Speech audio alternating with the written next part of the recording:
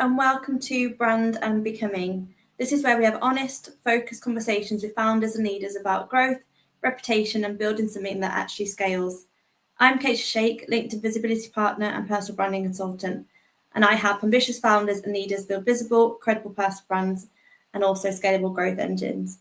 I'm really excited for today's session, and I'll soon introduce who I've got on, but I have got someone who I feel like is going to be able to share a lot of great advice, but also some lessons for you if you are looking to scale and you're just maybe a bit stuck with what to do and how to do it. I'm joined by Roger Sowerbutts, global scale-ups expert and fractional CRO to VC and PE-backed SaaS companies. Roger, hello and welcome to Brand and Becoming. Really good to have you here. Hi, Caisha. Thanks for the invite. Appreciate it. Yeah, it's really good to see you. So I always start with this just because I know a lot of people already know you, but for those maybe who don't know you or are new to you, how would you describe what you do and the value that you bring to a SaaS founder that may not know you yet? Yeah, what I do now, I run a business scale-up leadership, as you can see. And I've been doing this for about 3 years after my last company exit. So I've been through 5 scale-ups and exits as both CEO, founder, and CRO of multiple SaaS companies. And I learned a lot on the way. What I realized after my last exit and having worked with lots of founder-led companies is, number one, hiring your first senior leadership type person is incredibly expensive. And the majority of founders, they've probably found a solution to something, or they've come across some problem that they're solving, or they've developed some tech. They're probably very good in their niche, but they don't know anything about sales, marketing, scaling, customer success, all the things that you need to put in place as you grow and scale a business. Now, I've kind of got the battle scars and, got hard-won experience. So I thought, why don't I set myself up as a fractional CRO, sort of hands-on practitioner, so I can bring that value to founders as they're trying to scale, or as you say, some companies have stalled and don't know how to get to that next level, or businesses that are coming from outside EMEA maybe want to launch a business. Well, I can bring that practical hands-on experience because I've been there, done it multiple times, made lots of mistakes myself, but I've learned from those mistakes. So I've kind of codified this whole thing and I know how to do it. What I'm not, by the way, is a consultant. I'm actually a practitioner who delivers solutions and works with founders hands-on and gets my hands dirty to actually execute. Yeah, love that. And I think the whole piece around, like you were mentioning, I think what I've seen as well is there is a shift now that companies are realizing they maybe don't need a full-time employee, or they maybe haven't got the budget for it, or maybe they just don't need that right now, but they do need someone who knows their stuff, knows how to help them scale, but maybe on a fractional basis. And I think that's a really great model that you're working in. And would you say that you're noticing that there is a trend moving more towards getting support like yourself from a practitioner who maybe isn't full-time, but you're sorry, Caisha. Yeah, absolutely. I mean, I started to see this about 3 or 4 years ago. It wasn't quite as sort of popular or ubiquitous as it is now. But I've seen that because I've seen, the trend used to be, I wanted to scale a business, I raise some seed funding or I raise a Series A, I then hire a sort of senior exec team, I go out to the market, hire a CRO, a CMO, VP sales, whatever it is. Now, these sorts of people are very, very expensive and they may or may not work out. And one of the problems, and if they don't work out, it's cost an awful lot of money, not only in hiring them, running them, and then getting rid of them, but it's a lost opportunity cost that you'll never get that time back, or you might have lost market share, lost traction. Whereas with somebody like me, I can come in and because A, I've got the experience and, but B, it doesn't present the same amount of risk. So I break it up into work packages, time and deliverables. And then we can then determine in phases, well, what do we do next? We've learned this, we've learned that. Now what's the next phase? So it's like navigating a boat through uncharted waters. You've got to keep changing the navigation plan, but you need a sort of an experienced captain who knows what they're doing. So that's the value I bring, basically. It's lower risk and higher impact. Well, I think it's really great because things don't have to be as rigid now, do they? And I think for companies, they want to know what they're getting out of, a service. And like you say, if they're just going to hire a full-time person, maybe they need to at some point, or maybe they don't need to. But it does come with a lot more risk, doesn't it? How do you know that person's going to work? How do you know that person's not going to leave? How do you know that person's actually going to be any good and bring the value? Whereas by how you're doing it, they know what they're signing up for. They know what they're going to get out of it. You know what you need, what you've said you're going to deliver against. And it's a lot less rigid, but they're able to scale with someone who's so experienced like yourself. So I love the model, and it's something that I'm a big advocate for, because like I say, I've seen it multiple times where someone's hired either, someone like a CRO, or even things like in marketing when they've hired someone maybe they could bring in experts, resource it in another way, and that's maybe not so rigid, but also they know what they're signing up for, they know what they're going to get from it as well.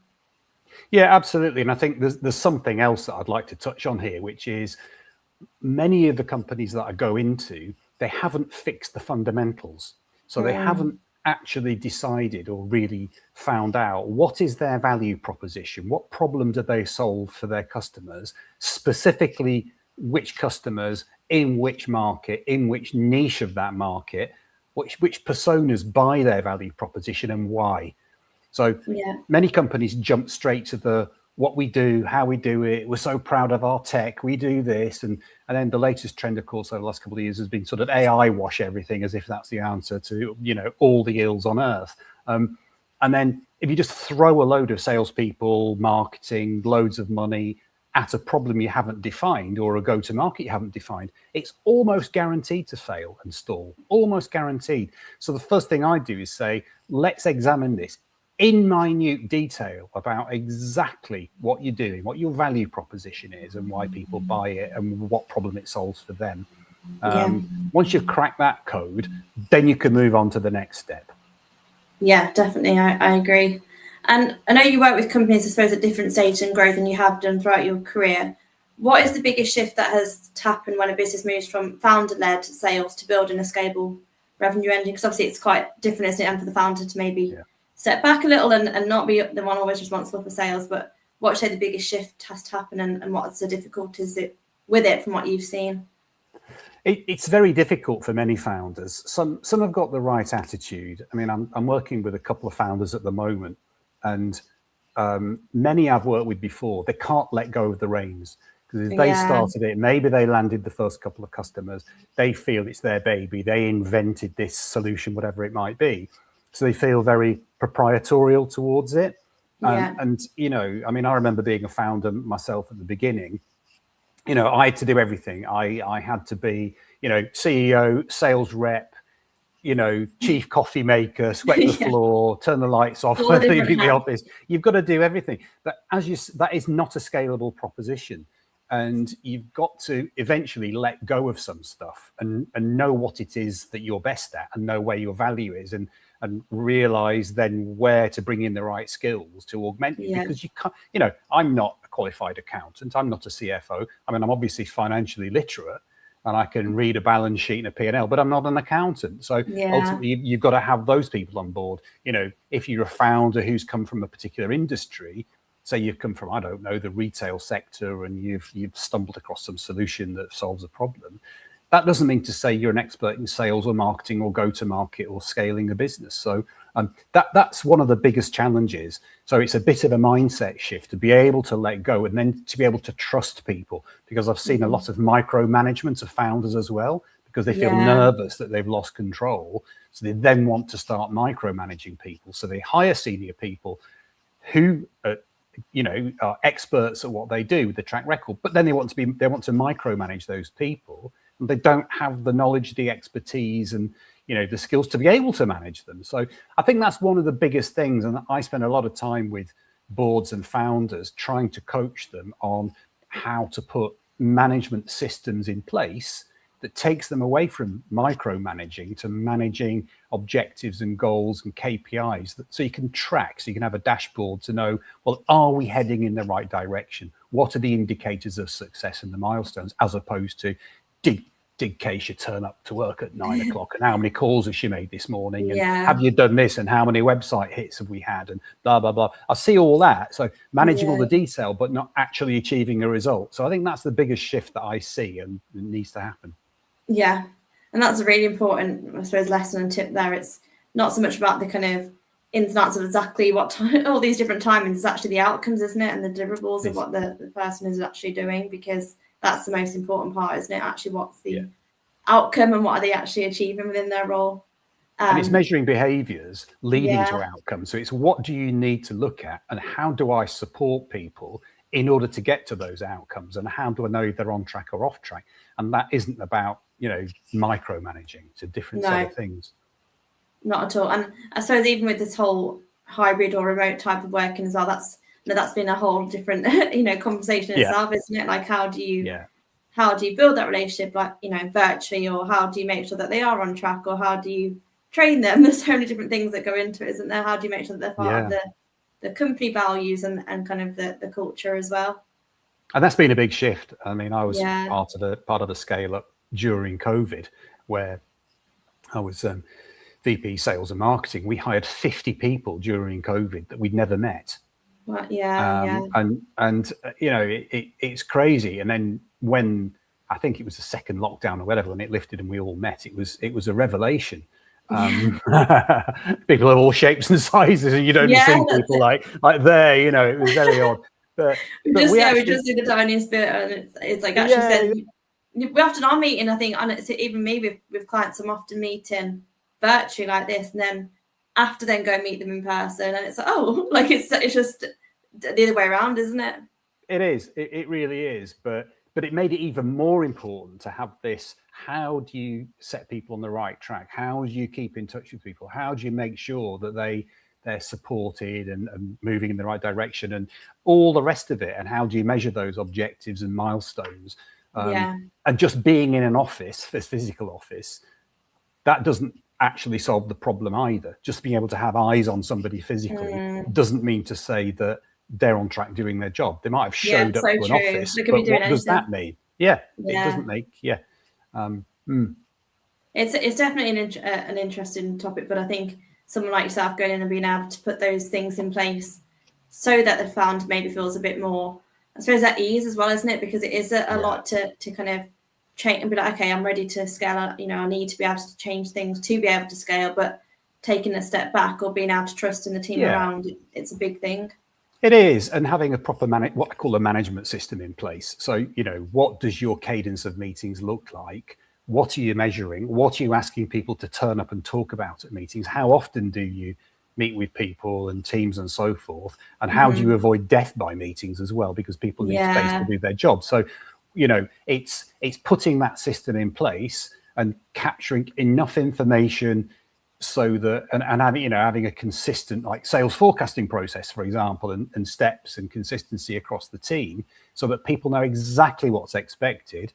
And when they turn up to sales calls, for example, or marketing meetings, what are we trying to achieve? What did we achieve since last week? What did we agree we were going to do? So everybody's got very clear expectations. Then in between times, if people are stuck, they can just drop you a WhatsApp, a Slack message, whatever it happens to be. You can go and help somebody and you can unblock that rather than waiting a week, for example. But that's help and assistance and coaching, not micromanagement. Yeah, definitely. And I suppose I want to talk a bit around, because I've seen a lot even with the work that I do, but I want to get your perspective of it from obviously your position and your experience, but around why companies stall and kind of why they aren't progressing. But in your experience, and I suppose even your opinion, what is the most common reason SaaS companies stall during their early growth, would you say? I mean, I've seen lots of reasons, but some of it can be they haven't quite found product market fit. Right. Maybe they've gone to market too early without thoroughly testing it out. So I've seen companies, they've got nothing beyond a beta product, and then they've raised some money for it, and then they realize it's got issues. Might be the customer experience, it might be the user interface, user experience, using the product. And if they've raised some money as well, it puts them under pressure because they've probably got some shareholders breathing down their necks as well. And they've got expectations about hitting targets. So I've seen some of that, where the fundamentals weren't in place and they hadn't done enough thorough testing to get to an MVP, get through beta, and actually get the feedback and go back and develop the product to a point where it really is ready for market. So that's one of the reasons. Underfunding is a big reason, undercapitalized businesses. that a rule of thumb, it always takes longer and costs more money to get to your expected growth levels than you ever planned it to be. Yeah. No matter how optimistic you can be, you can almost convince yourself of anything in a spreadsheet if you start to put numbers together in the forecast and a projection for the next couple of years. So, but my rule of thumb is, extend the runway as far as you can, expect bumps in the road, expect competition to come in, which is no bad thing, by the way, because that validates the marketplace. Yeah. But just give yourself a lot of contingency and expect you're not going to win all the deals. You might lose some. No. There's lots of reasons why customers won't buy your product, and it's not always because your product's bad. It's just they might have other projects. They might have budget allocated elsewhere. Lots and lots and lots of, but learn the lessons as you go along. Yeah, so, and I've seen wrong hires. I've seen incorrect hiring strategies as well, where you go in and I've seen, poor salespeople, poor sales leaders, poor culture. And that has to be unraveled. Wasting a lot of money as well on the wrong things.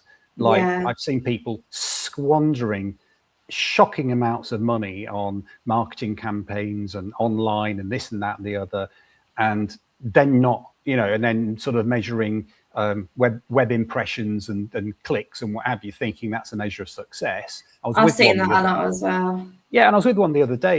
In fact, only beginning of this week, I was with a marketing agency with one of my clients because I said, I want to meet your agency to talk about, what the plans are, what they're doing, and so on and so forth. Yeah. And they'd spent a ton of money and they were talking about what they'd done. So I said, well, talk me through what we've achieved with this over the last 12 months. Numbers. How many marketing qualified leads have we generated? And then it was none, zero. What? Zero. It's such a shame because I've heard so many horror stories about that where maybe they've been sold the dream but not really understood what they've what is actually happening and are they actually getting leads from it, but what are they getting? So over what period was that they didn't get any leads? They've been spending a fortune with this agency for over 12 months. It's probably like 16, 17 months, and they've generated pretty much nothing. So and then the other thing that I see a lot of is early stage companies or even companies that have got some revenues and even got some references and case studies. They chase everything, so no specific focus. So if anybody's read Crossing the Chasm, for example, it's one of my favorite books. It's quite an old book now, but there's this is all about focus and finding your product market fit and then working the heck out of that niche. So if you've really alighted on a solution, a niche into a particular industry, then that's where you should focus until you've really captured that industry and that niche and you've solved that problem in that industry before you go for adjacent industries. But many companies I see, they look at it and go, oh, we've done that. There's a similar problem over here. It's like little children at school chasing the football to the corner of the field. You see all 22 of them at one corner and then they all run to the other corner. So there's no plan, no strategy, no structure and no focus. That's really good advice there, because I think when you try and sell to everyone, you end up selling to no one because you aren't specific enough. Your audience don't feel like you understand them, and the messaging's just all over the place. Yeah, exactly. So I always say, well, you've got to decide what your North Star is. What do you want to be famous for? And what's your main point of navigation? And make a decision and then stick to it.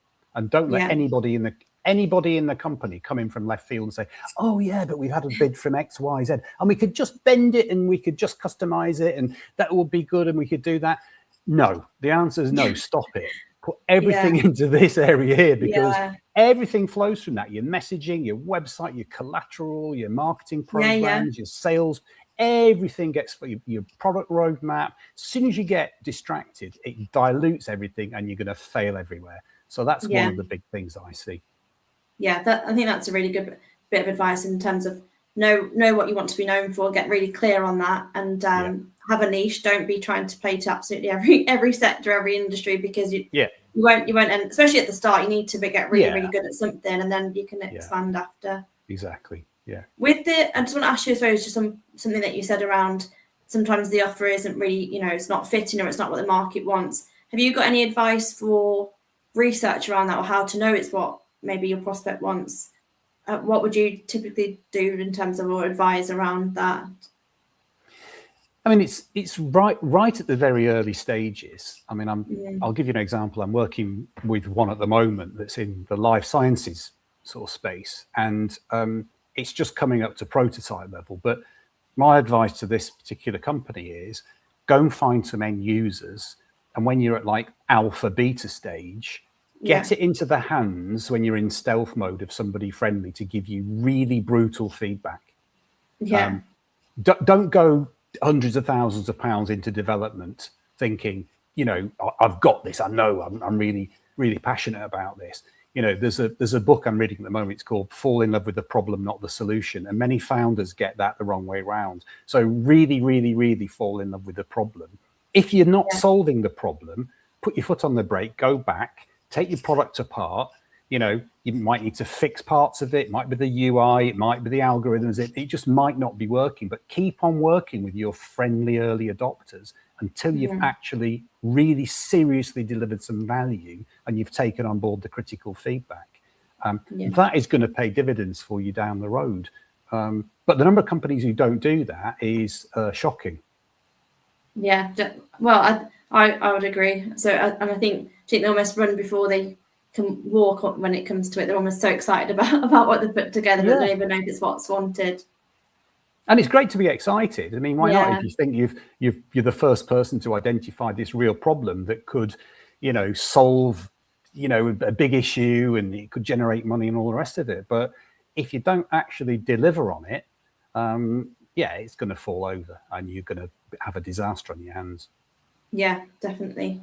And I agree there.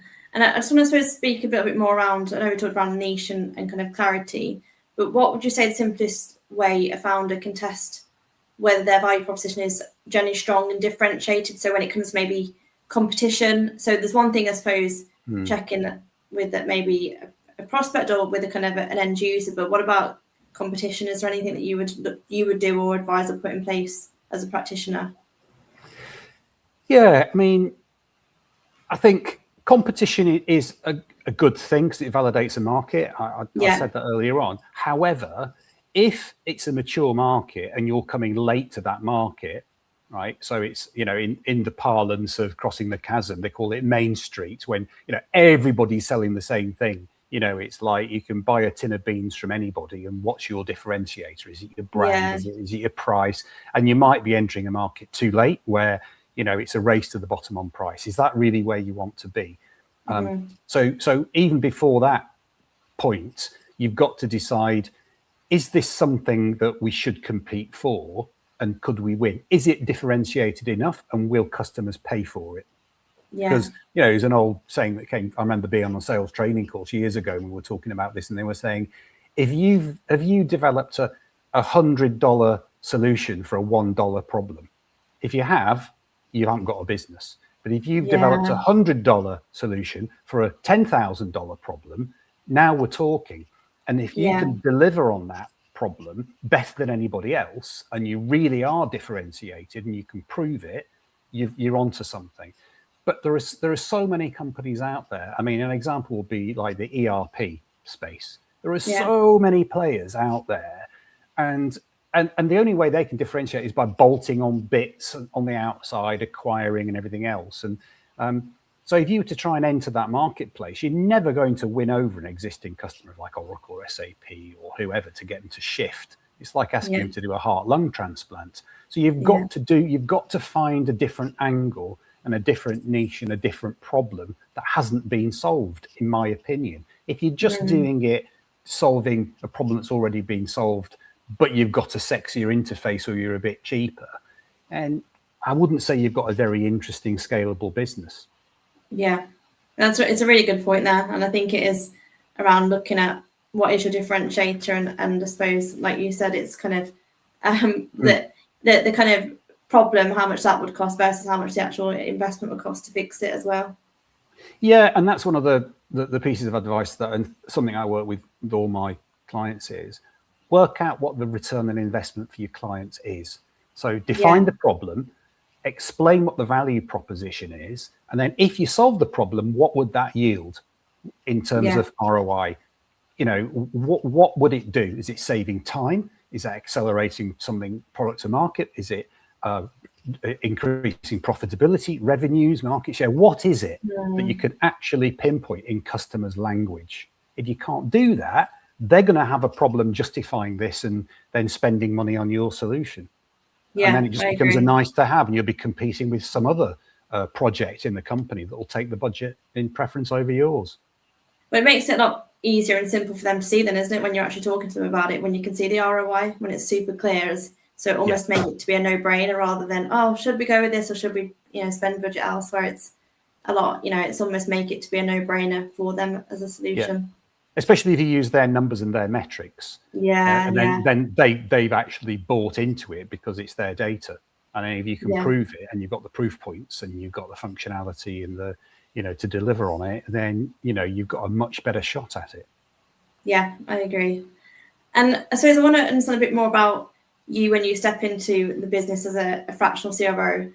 And I guess putting you on the spot a little bit here, but what would you say the first three things are that you assess before making changes? Have you got a criteria that you go in, that you assess and then make changes, or how would you kind of go about that when you step into a new role as a fractional CRO?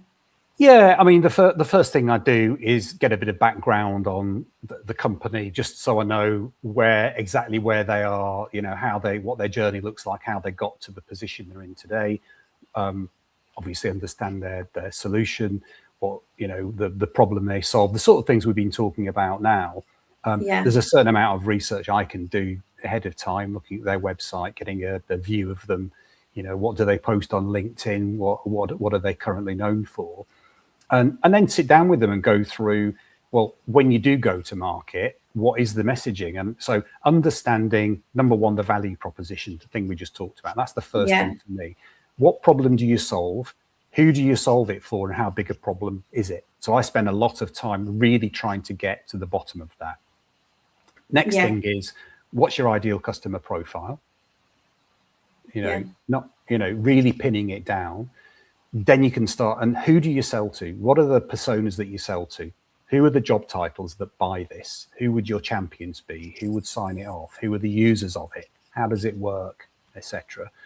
And then look at the total addressable market, and then the total serviceable market, and the geographies you sell into, and then how you actually go and generate leads, opportunities, and how you work today. What are the sales cycles? And also, what's your pricing strategy? So do you know if you've got an ROI and you've got a value proposition, is it priced to sell, or is it overpriced? Are you underpricing it? Do you have can you actually demonstrate for this price it will pay itself back in a number of months or whatever? How do you build a business case with your clients? So that's the first group of things I look at before I then go down to another level below that, into the sort of the nuts and bolts of how they run their business. Yeah. Would you say that those questions are often, or we found they're quite hard sometimes for the founders and companies to answer? And it's quite, I suppose they're actually reflecting on a lot of those questions because maybe they haven't actually pinned the answers to them, or have they often already got these answers?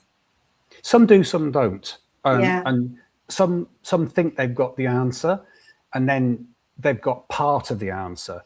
I mean, I've worked with a company a few years ago where they told me who their market was and who they sold to, but they were selling to the end user, and the end user didn't have the budget. So they kind of ignored the next level up and the level above that. And so they didn't understand why their revenues had stalled, they weren't getting traction. And also they were selling to the wrong type of company as well. I mean, I've worked with companies that have been selling to like the mid-market, and you know, it's like they're trying to sell 5 and 10 at a time, where they could go to enterprise and mid-market and they hadn't got any lighthouse accounts. So you've got to have the right kind of strategy as well about how you're going to capture market attention, and and where's your focus. Yeah, I agree. And I just want to say hi to those that are watching live. I know a lot of you do watch on replay, but I just want to show the comments. So, whilst we need to adapt and pivot to external, non-controllable changes in the environment, a relentless focus is hygiene to get going, and then just immersion. Thank you, Brett, and hope you are Well, and then we just had another one from, so this one's another one. ROI is key to nailing jelly to the wall, otherwise no fish. So yeah, you're right there. But and also I like that one. I'll steal that one. Excitement must make money eventually, and that's a bit like what you were saying. It's good to be excited, but it's also got to be profitable as well, hasn't it? It's actually you've got to channel it. That's my advice to founders. You've got to channel that excitement and energy into cracking the core problems. Otherwise, you'll still be chasing it, and then you will definitely run out of energy and enthusiasm a few years down the road when you run out of cash. So yeah, that's it. And I do want to speak a bit about AI, because obviously it's evolving so much, and there's lots that it's doing now when it comes to maybe sales, marketing, and I suppose roles in general. And it is, I know from what I'm doing as well, it's being used whether companies want it to be used or not, because that maybe the sales team are using it for their own things, or they're using it when it comes to asking for things, or asking for emails or proposal help and that type of thing. But from your perspective, how should SaaS founders be thinking about AI right now? And have you seen anything that's been working when it comes to AI that's helped quite a lot?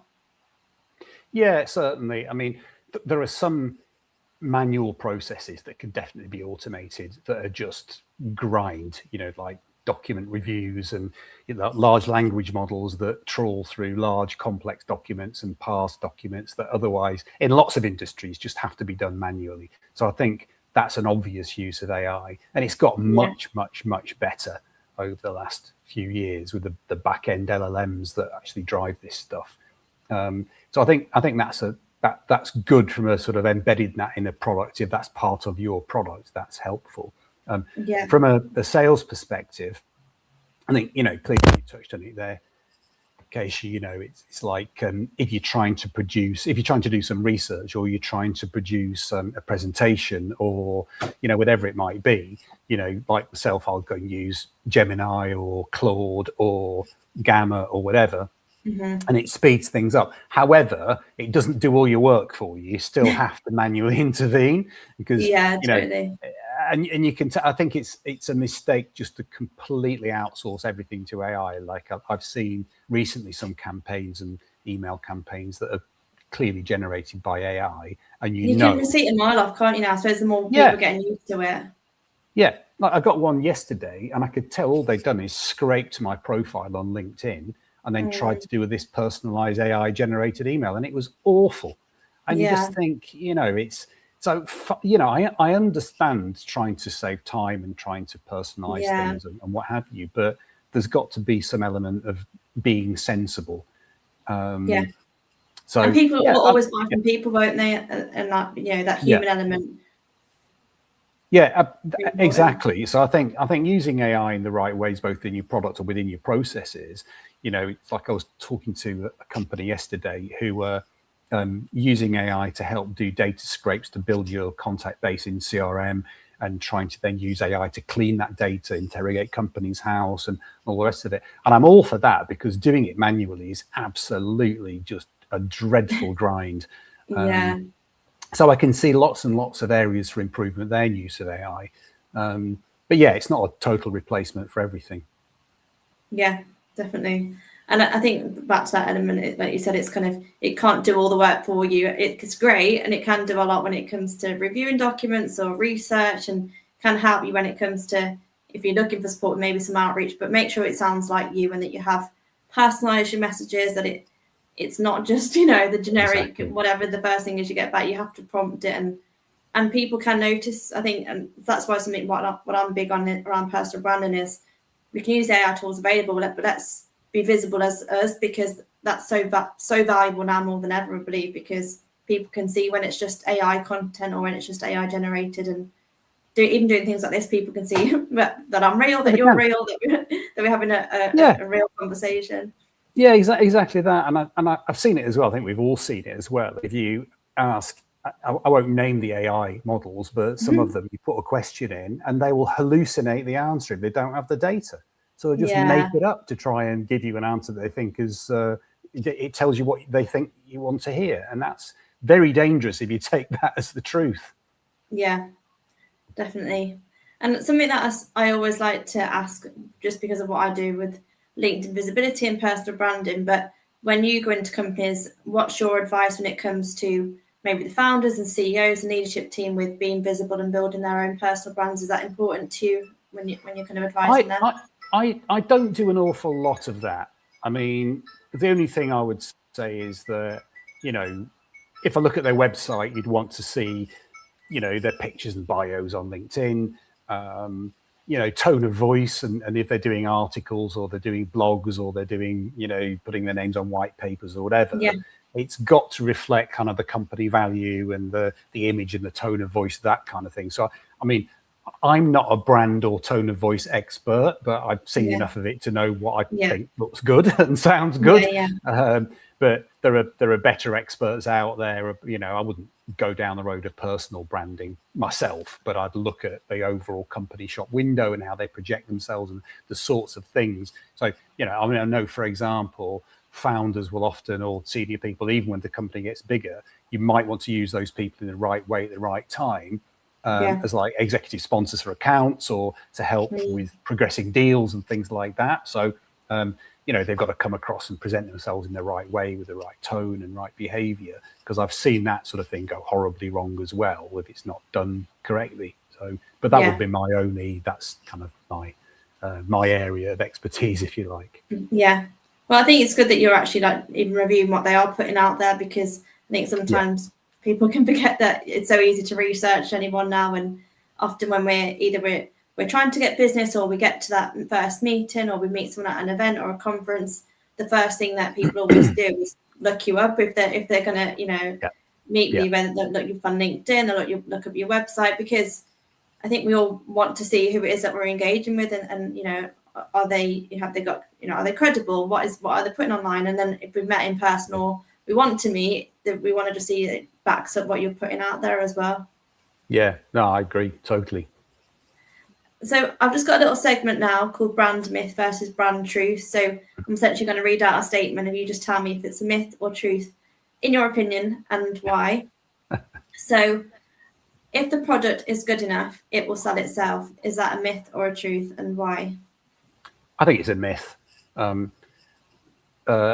think, you know, this idea that products sell themselves, having been in sales all my working life, there's always an alternative. And a good product still needs to be explained. There's no such thing as psychic marketing. People need to be aware that you exist, first of all. So it needs to be sold and marketed. Yeah, definitely. And I suppose the good thing, if the product is good enough, you'll probably get referrals or easier references, but it's not going to just sell itself from the start, is it? Yeah, exactly. So the next one is more pipeline always fixes a revenue problem. Is that a myth or a truth? And it can be in between them. If it is, just let me know. But what would you say is a myth or a truth, and why? Well, top level, I'd say a myth, because if it's the wrong pipeline, if it's the wrong type of pipeline, then it doesn't really matter how much you put in the top of the hopper. If it's not your ICP, if it's the wrong type of contact, if it's the wrong type of buyer, then that will never flow through your pipeline to close one. So I would say good quality focused pipeline into your ICP to your target persona with the right messages that drops into the pipe should flow through and give you a better chance of conversion through the pipe to the end. Yeah, definitely.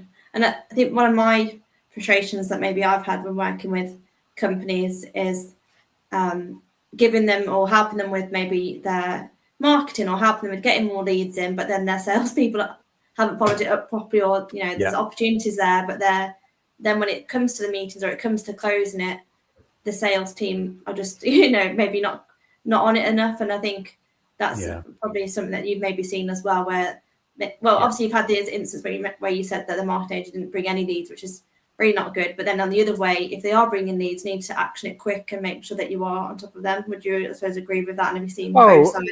Yeah, absolutely. I mean, I've seen this, particularly in large companies where marketing gets done to sales, and they're not really aware of it. I mean, company I worked for a long time ago now, but a very, very big US firm. They used to have huge marketing campaigns. I mean, you know, they were spending tens of millions of pounds on marketing campaigns without planning any follow-up. So it's got to be joined up. So if you're going to run a campaign, and this is, I've run sales and marketing for decades, and you've got to have a joined up campaign. So if you're running a campaign, and it could be all kinds, it could be a webinar, an event, a series of seminars, whatever it happens to be, it could be an ebook, who knows, but you've got to let the sales team know that this is dropping and they're expected to do the follow-ups in the coming 2-3 working days, or the trail goes cold. So, and then you've wasted all that money, all that effort, and then you wonder, well, why is marketing failing? Well, it's actually, they haven't failed, it's the process has failed. And then through the process, sales have to have a consistent forecasting and sales methodology all the way through, from qualification through to the stages in the pipe to close one. So it's an end-to-end process. It's not a bunch of silos. Yeah, I think that's it. And if they don't hear back from you quick enough, then they'll go to somebody else, because the prospect isn't just going to wait around, are they? They're probably going to be putting out inquiries in different places, and if you're just not actioning it quick enough, then you've probably missed the boat then. So like you say, it's not a marketing problem if the leads come in, but it's about that kind of communication and the flow actually happening, and exactly, urgency as well. Yeah. So the last one is, you can't scale properly without hiring a full-time CRO. Is that a myth or a truth, and why? I think it's a myth, and I think it's the timing. And you and I spoke about this before, but I see founders, some founders and even some mid-sized growing companies think, oh, now's the time, I'm going to hire a VP sales, a CRO, whatever. But if they haven't fixed the fundamentals, you can hire the biggest, most expensive team on earth, and they will not perform because you haven't got product market fit, you haven't got your value proposition right, you don't know what your ICP is, all of those things we talked about at the top of this call. So you've got to fix those things first. So, and it's also very risky. If you hire a CRO, people like me, we are not cheap people. And if it doesn't go well, you've then got to exit them, and you've got lost opportunity cost and all those things. You're better off fixing your problems at the beginning at lower risk, find out where you need to navigate, where you need to make course changes, fix it fast. Then you can make a decision a few months down the road. Do we need a sales director, a VP sales? What roles do we need and why? And you're doing it in a much more mindful, lower risk way, having set a system and a process up that works. Don't apply expensive, skilled people to a failed process or failing process. Fix the process first. Yeah, I think that's it's definitely the right way around, isn't it? Because you can end up hiring and then it not actually knowing what you're hiring for, and not even having the things in place to be able to do that. Yeah, and I've seen it time and time again, particularly US companies. They often behave like they can fire their way to success. Oh, he or she didn't work. We gave her 2 quarters and she failed, or he failed, and whatever. And then we'll hire another one, and they churn after 6 months, and so they keep on going round. But for me, it just points to an underlying issue about the fundamentals of the business. Would you say that you're brought in at times and you kind of do all the initial process and then they hire full time, or has that not happened? Yeah, it has happened. It has happened. And so you get things in place, kind of, you get the ball rolling. Yeah. And then it's happened to me a few times where I've done all of that, and then they either sell the business or they bring in a permanent team beyond it, and I slide out of it. And it's happened to me where I've started out on a day or 2 a week, and then it's kind of become more days a week, and I sort of build that whole thing up. And then they can make a decision about what they want from a permanent team, and there can be an overlap as well. So I can kind of hand the baton over to another team and make sure things are in place. But how good that they can start with you maybe 1 or 2 days a week and then scale as they can or need to, even with you, like to more days. And I think that's a nice, not as risky way of doing it as well. Make sure you get all the things in place, then get more out of you. And then if they need to get or want to hire someone permanent, then you're already in place exactly to hand over and kind of train up maybe the person that they have brought in. I know you mentioned a couple of times around books that you recommend, but have you got any books or podcasts that you would recommend to anyone that is listening or that will listen? Yeah, I mean, there's a couple of there's a really old book. I remember it was one of the first management books that I read, and I think it still holds true today. And it's The 1 Minute Manager. So I've seen some really poor leadership in my time, and I've seen some really good leadership as well. So I recommend any new manager or even any existing manager or leader should go back and read the 1 Minute Manager. And it's just a short read. You can probably read it in 2 hours, but that's a really good read. Those who haven't read Crossing the Chasm or The Chasm Companion should go and read that, because it's as relevant today as it ever was. And then the one I'm just reading at the moment, I'd recommend Fall in Love with the Problem, Not the Solution. I think that's really, really relevant to today. And I think every founder should go and read that book. Yeah, well, there's 3 really good ones. So hopefully, I know a lot of people do ask around book recommendations or podcasts, so that should help for sure. And I think that whole management piece, it's not easy, is it? And I think managing, and it's a lot to kind of be able to do well, isn't it? So it does take honing and kind of reading and training, that type of thing. Yeah. And my final question for you today, Roger, is if you could go back to the very start of your career and speak to your younger self, what would you tell him now, and what advice would you give him about scaling businesses and building a meaningful career? Yeah, I mean, my younger self, when I first started out being a new business sales guy, when I was lucky at HP that I was very well trained and I had some really good managers. But I think the thing I would go back and tell myself is, don't stress too much about losing a deal. Just follow the process and just be rigorous in qualifying deals in, qualifying deals out, and opportunities out, and just stick to the process and don't get too stressed about it. I think that's the most important thing for my younger self. And then I think when I first formed my own company in the early 2000s, I think I would go back and give myself the advice that I've just been talking about on this call, which is focus on your ICP, because I probably spent the first 18 months of growing my own company trying to chase a lot of different revenue streams. And I should have just focused on a niche and stuck to a niche, which I did eventually, but it took me 18 months to 24 months to get there and cost me a lot of money. So that's the sort of thing that I would go back and advise myself to do. Yeah. Well, I think it's something that happens quite often, isn't it? Like people struggle with defining their ICP and really struggle with what their offer is, who they're trying to sell it to, because they're like, oh, maybe I could sell it to this person. But actually, I think being niche is really important to be able to become an expert at something, or to become known at something. Exactly. To be well known as the best in your niche is a really good starting point. Yeah, I agree. Well, thank you so much, Roger. This has been super valuable and useful for me, so I'm sure it will be for everyone else as well. And if people want to connect with you after, or they want to kind of reach out, what's the best way to do it? Yeah, you'll find me on LinkedIn, obviously my name there. You'll also find me on my website, which is www.fractionalcro.biz. They're the 2 best ways. Perfect. And when I'm putting out my posts, I'll tag you in as well. So if anyone does want to connect with you, then they can buy that. But hope it's been useful for those that are going to listen or have listened. And really appreciate you coming on, Roger. Loved it. And thank you. For everyone else, we'll see you at the next one. Thank you. Thanks for the invite. Cheers. Oh, you're welcome. Bye. Bye.